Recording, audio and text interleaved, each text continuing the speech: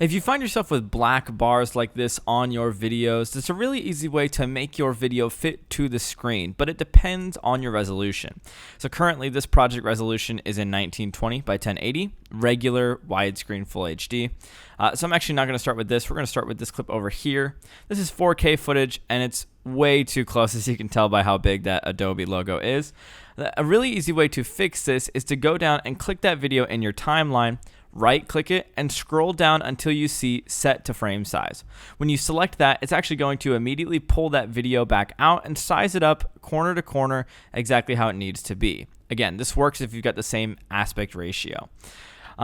You can do the same thing if the clip is actually smaller than it needs to be as well. So if it's like this, you can do the same thing. Right click on it, scroll down and hit set to frame size, and it's going to bring it up to the size it needs to be.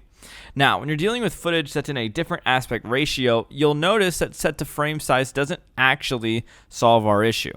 And neither does scale to frame size right next to it. In fact, it makes it worse. So what we're going to do instead for footage that has a different aspect ratio is double click inside of the preview window, and then you can grab on the corner and just drag it up until it fills those black bars. Now, if you don't want to do it this way, you also can come over to your effects control panel. And if you don't see that, then you can just select window and scroll down to effects controls and open it up. You're going to do that, and then you can actually just go to scale right here, hold down on it, and then drag to the left and to the right to change the size. So now I'm just dragging it to the right until I see those black bars completely filled. And now we've sized it up to our current project and made that video fit the screen.